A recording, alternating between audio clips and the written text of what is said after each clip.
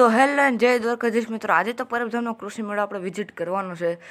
Visit કરતાં જ આપણને પહેલાં મારા ખ્યાલ પ્રમાણે તો આને રોટાવેટર જ કહેવાય છે, અને તેના બધા જ સામાનો ત્યાં જડી જવાના છે તમને ગેસ. અને નવા રોટાવેટર મને તો એ જ લાગે છે. પછી જો મારી કાંઈ ભૂલ થાય તો તમે લોકો સમજાવે છે, કારણ કે શું છે આ કૃષિ વિશે મને કાંઈ એટલી બધી જાણકારી નથી, પણ તોય હું કૃષિ મેળામાં વિઝિટ કરવા માટે આવી ગયો છું. અહીંયા અલગ પ્રકારના તમને મશીનરી જોવા મળી જવાની છે. મને કંઈ ખબર તો નથી, પણ તોય આપણે પરબધામના અંદર કૃષિ મેળામાં આપણા જે ખેડૂત મિત્રો જે મારા બ્લોગ જોવે છે તેના માટે આપણે આવી ગયા છે. અને અત્યારે આપણે જોવાના છે ગણેશ ઠેસર. ઓ યાસ, તો આ છે મેન ઠેસર. આ ઠેસરમાં તો તમને બહુ બધી જાતની વેરાયટી જોવા મળી જવાની છે. કૃષિ મેળો તો બહુ મોટો રહેવાનો છે. અને આ છે મેન ઠેસર. હું તમને આગળ બતાવવાનું છું કઈ રીતના ઠેસર છે. ગણેશ ઠેસર છે. આ તમે એક નંબર અહીંથી નોટ કરી લેજો ગાઈસ.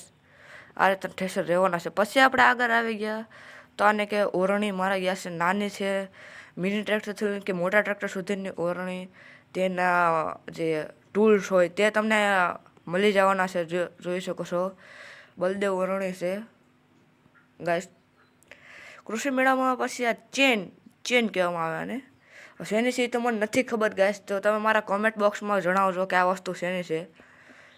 ચેન મેં બતાવી. અને આ છે ઓટોમેટિક ઓરણી. ઓટોમેટિક ઓરણી, આમાં તો કાંઈક આમાં અલગ જ હશે. હું તમને ત્યાં સારું બતાવી દેવાનું છું. આ રીતની કાંઈક આપણી આખી મોટી ઓરણી રહેવાની છે. અને જો વિડીયોમાં કોઈક બોલવામાં કાંઈ ભૂલ થાય તો માફ કરજો, કેમ કે મને કાંઈ આના વિશે કાંઈ ખ્યાલ નથી. આ મશીનને શું કહેવાય તેને તો મને હાવ જાણકારી નથી ગાઈસ. એટલે આને શું કહેવાય તો મને પ્લીઝ કમેન્ટ બોક્સ પર જણાવજો. મને એવું લાગે તો દૈડું કરવાનું જ કાંઈક હશે વસ્તુ. હવે કાંઈક બોર્ડમાં લગાવેલો હશે ગુજરાતની ન્યૂ ઓરણી.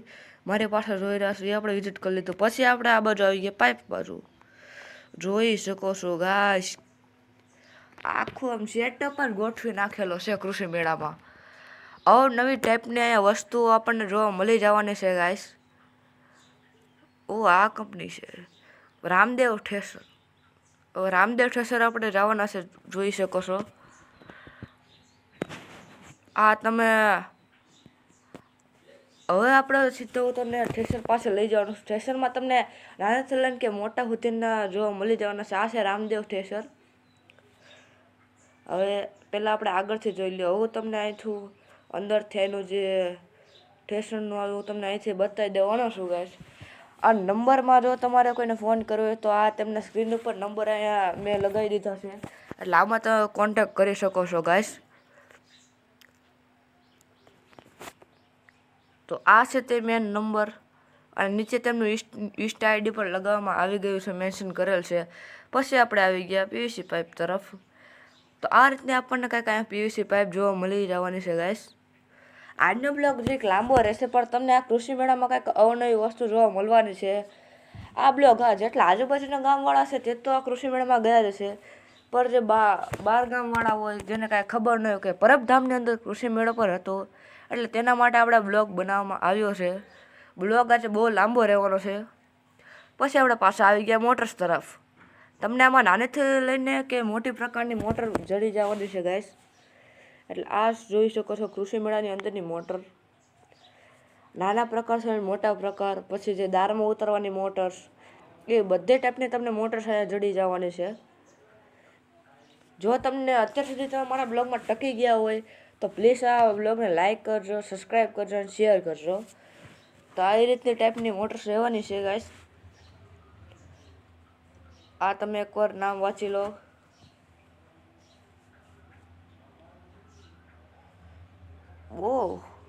ડિસ્કો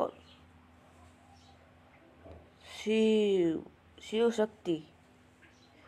તો આ રીતનું કાંઈક યુનિક આપણને સનેડો જોવા અહીંયા મળી જવાનો છે ગાઈસ. જોઈ શકો છો આ છે મેન સનેડો, એ આપણને અત્યારે જોવા મળી જવાનો છે અહીંયા. અને આ વસ્તુ શેની હશે ગાઈસ, વિડીયોથી કોમેન્ટમાં જણાવી દેજો.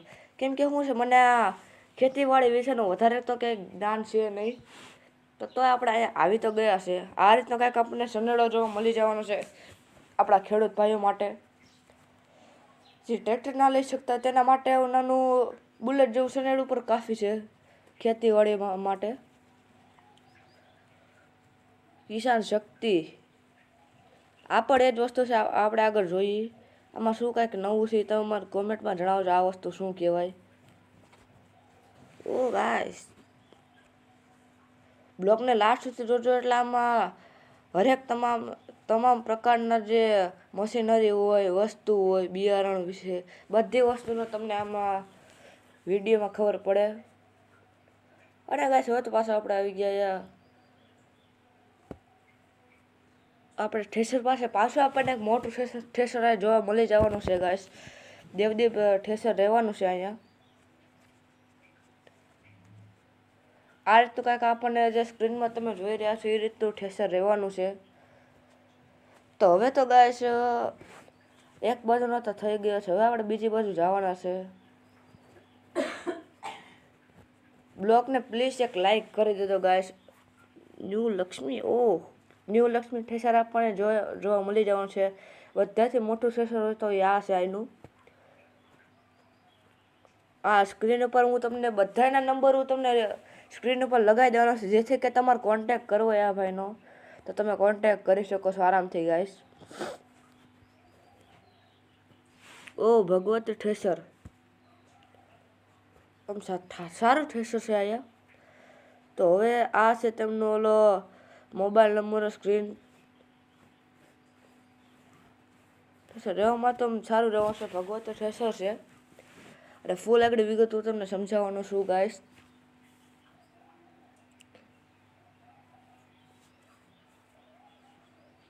કૃષિ મેળામાં હું નહોતો હોતો, પણ આવતા મને કાંઈક આમ નવી વસ્તુ જોવા મળી ગઈ.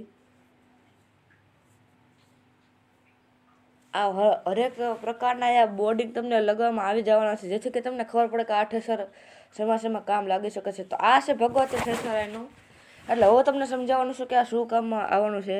આ છે હવે ભગવતી ઠેસર. પછી આ છે નાનું બજરંગનું છે. આ નાનામાં નાનું હોય છે એનું, કેમ કે જે મિનીવાળા હોય તેના માટે આ એક લગાવવામાં આવેલું છે. અને એ છે કે કાંઈક બીજી વસ્તુ છે એ તો મને નથી ખબર, પણ ગાઈસ બ્લોગમાં લાસ્ટ સુધી બન્યા રહેજો ને. હું તમને આનું આખું બતાવવાનું છું. જોવામાં તો આ પણ મોટું જ રાખવાનું છે, બજરંગનું નામ રહેવાનું છે અહીંયા. અને હવે આ છે રાજધાનનું મશીન. જોઈ શકો છો. આમાં નાના પ્રકારથી લઈને કે મોટા પ્રકાર સુધીના મશીન મળી જવાના છે ગાઈસ. જે પશુપાલક હોય તેના માટે અહીંયા સારી વસ્તુ છે. પછી આ આપણે અગરબત્તીવાળી સેક્શનમાં આપણે આવી ગયા છીએ. આ તમને હર પ્રકારની અગરબત્તી જડી જવાની છે ગાઈસ. મને તો આ કૃષિ મેળો બહુ સારો લાગ્યો. તમને કેવો લાગ્યો એના માટે લાઈક છે અને સબસ્ક્રાઈબ કરી દેજો. આમાં વિઝિટ કરતાં તો કરાઈ ગયું, પણ જેટલી વસ્તુ ગાઈસ અહીંયા જોવા મળી ગઈ છે મને, પીવીસી પાઇપથી લઈને કે બધી વસ્તુ, મોટા પ્રકારથી લઈને કે નાના બટકા, જે જોતું હોય તમને જડી જવાનું છે. આ શું કે ખેડૂતો માત્ર એક્ઝિબિશન હોય ને એવું મને અહીંયા લાગ્યું ગાઈસ. એક્ઝિબિશન અહીંયા લગાવવામાં આવ્યું હોય ખેડૂતો માટે, એ રીતના આખું અહીંયા રહેવાનું છે ગાઈસ. તો આપણે ધીરે ધીરે આગળ જઈએ. અને આ શું છે?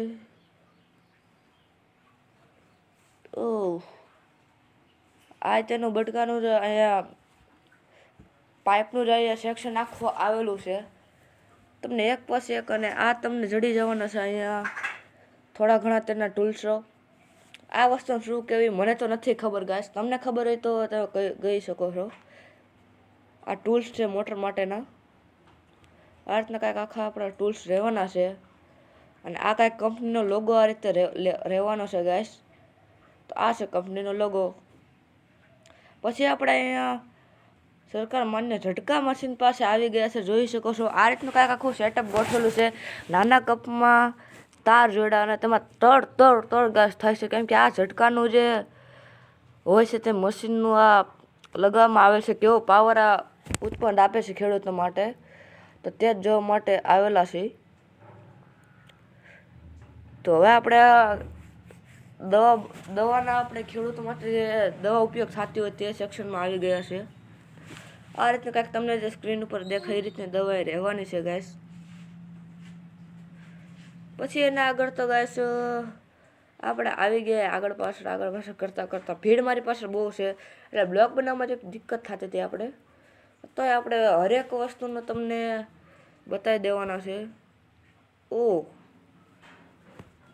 આ વસ્તુ મારા ખ્યાલે લગભગ ટ્રેક્ટરમાં કામ આવે છે ગાઈસ, પણ શેમાં કામ આવશે મને નથી ખબર ગાઈસ.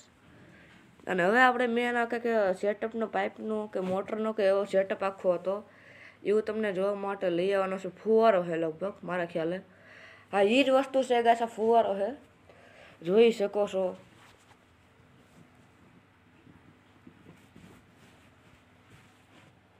પછી પાછા આપણે ઝટકા મશીન પાસે આવી ગયા હતા, જોઈ શકો છો ગાઈસ. હરેક પ્રકારની તમને અવનવી વસ્તુઓ તમને જોવા મળી જ જવાની છે, પછી ક્યાં વાત જ રહી.